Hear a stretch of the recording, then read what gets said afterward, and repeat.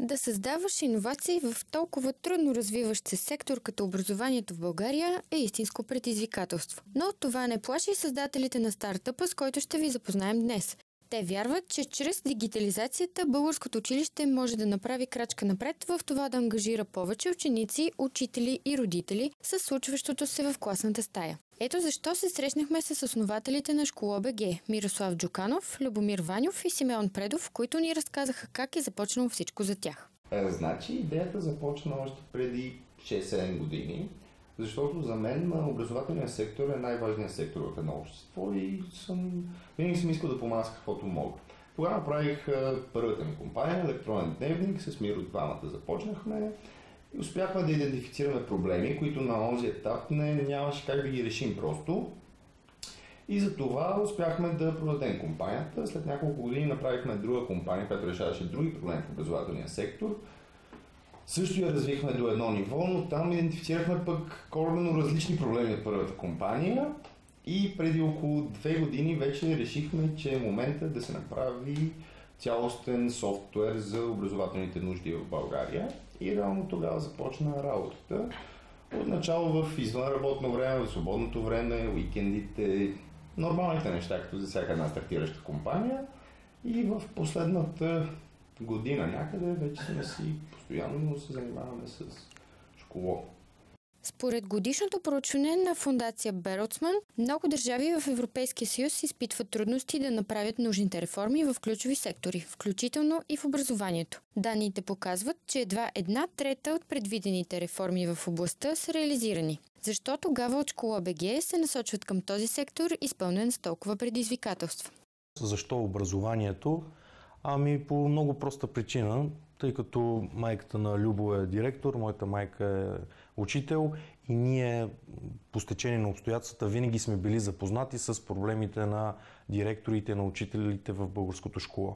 И съответно ние сме програмисти и така леко по леко, от тук, от там, може ли да направите това, може ли да направите това и решим да направим една цялостна система, която да решава голяма част от този тип проблеми в българското училище. Познавайки системата отвътре, младите предприемачи се насочват към част от нейните слаби места, а именно дигитализирането на процесите и премахването на хартиените дневници. Така се ражда Школа БГ във вида, в който го виждаме днес. Какво предлага Школа БГ? Ние предлагаме една нова за България услуга, а именно дигитална трансформация на училища. Това е нова услуга за България, но постепенно набира популярност. На по-прост език, дигитална трансформация на училище ще рече, че ние дигитализираме и автоматизираме конкретни училищни процеси. Например, администрирането на оценки, отсъствия, програми, което по тези географски ширини е по-разпознаваемо като електронен дневник. Това е една малка част от всичките услуги, от всичките процеси, които се опитваме да дигитализираме в българското училище.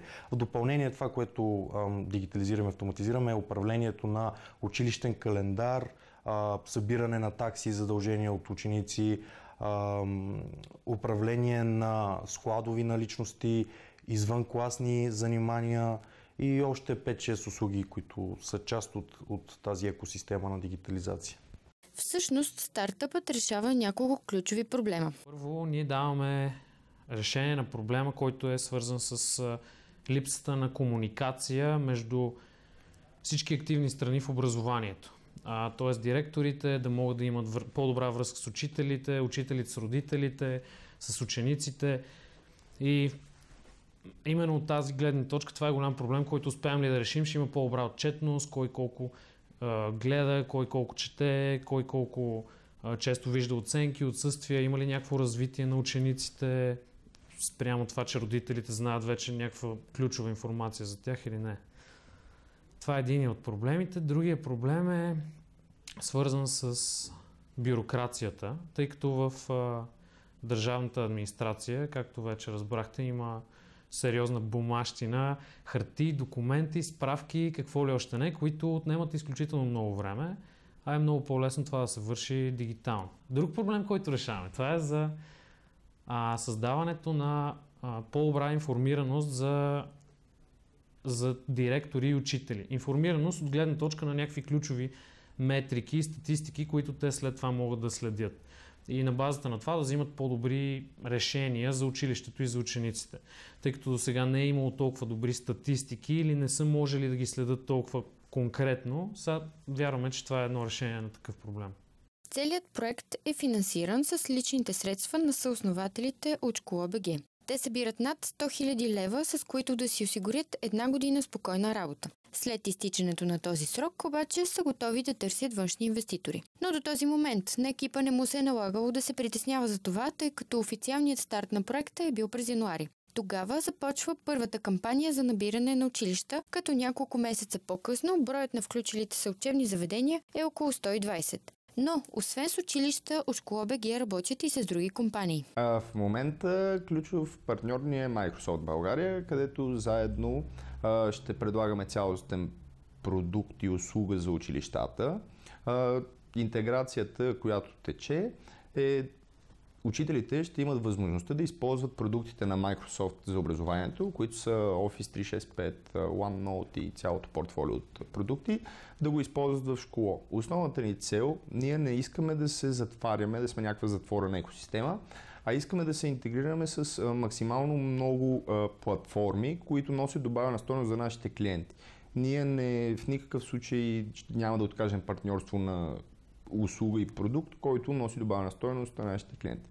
На този етап е Microsoft, но активно водим преговори с други компании, но понеже е в доста така начален етап са нещата, не мога да цитирам конкретни имена на този етап.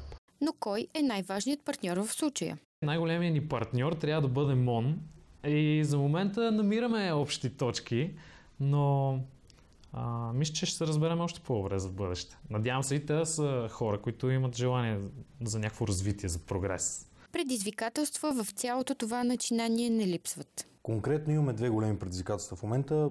Първото е, че хартийният дневник все още не е напълно елиминиран в българското законодателство.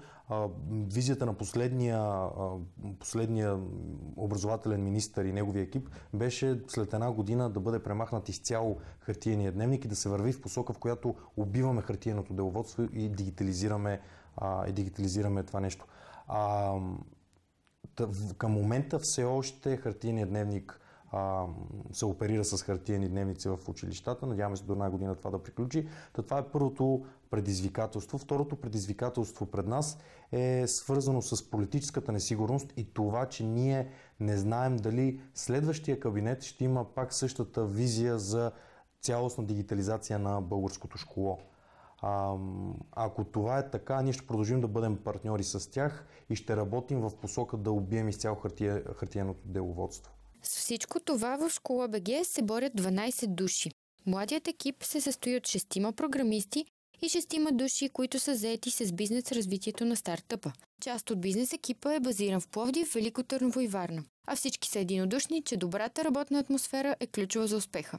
А ако говорим цялостно за сектора, ключов е достъпът до иновативни решения. Именно това предлагат от компанията. Електронният дневник за момента е безплатен за училища. И това е едно ключово предимство наше, тъй като смятаме, че трябва всеки да може да си го позволи това нещо. Тъй като независимо дали училището е бедно или богато, има по-малки населени места, с по-малък бюджет, обаче това ще е полезно за развитието на тези училища и на този регион в дългосрочен аспект. Но тук говорим не само за бизнес развитие, а за реално желание и на самите училища, и на цялата система да вървят напред. От Школа БГ твърдят, че електронният им дневник се приема добре от училищата, включително в по-малките населени места. Очевидно в образователната система у нас созрява разбирането, че дигитализацията е бъдещето. Реална съпротива няма. Всички знаят, че това е много по-удобно и много по-лесно за работа.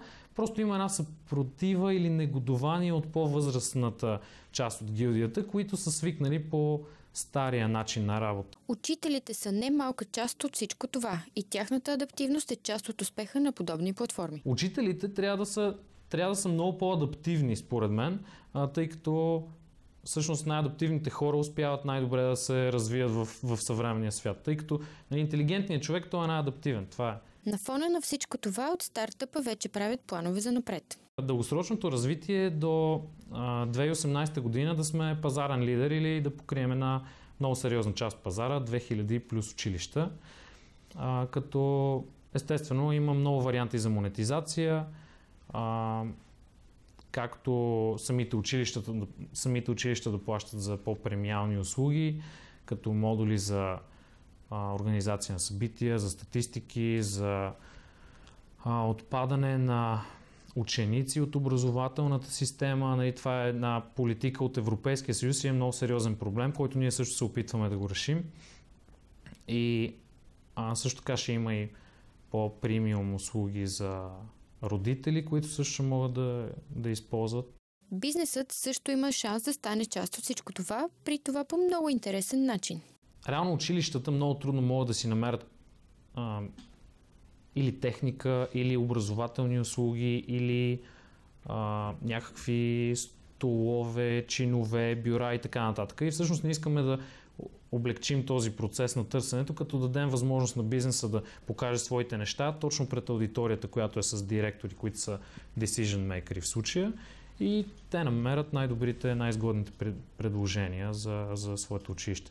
Без значение дали това ще е техника, компютри, смартфони или бюра, столове. От Школа.бг планират тази интеграция на бизнеса в платформата да се случи още през септември, но екипът не планира услугата, която предлага, да остане единствено в рамките на България. Не смятам, че това е локален продукт. Самата идея за дигитализация, тя е глобална. Това няма да спре само с България. Това е процес, който е неминуем и всеки, който се опитва да се съпротивлява с това нещо, е кауза пердута, до никъде няма да стигне. Но планираме да отидем и в Румъния, и в Гърция, и в Сърбия, и в Чехия. Очевидно фокусът ще падне върху Балканите, но като цяло от компанията иска да се насочат към целия Европейски съюз и да търсят възможности за развитие. А какво точно значи за тях правенето на бизнес в България? Симеон отговаря категорично. Ние работим в най-консервативната индустрия в най-бедната държава в Европейския съюз и ако това начинание успее тук, то ще успее навсякъде по света, според мен.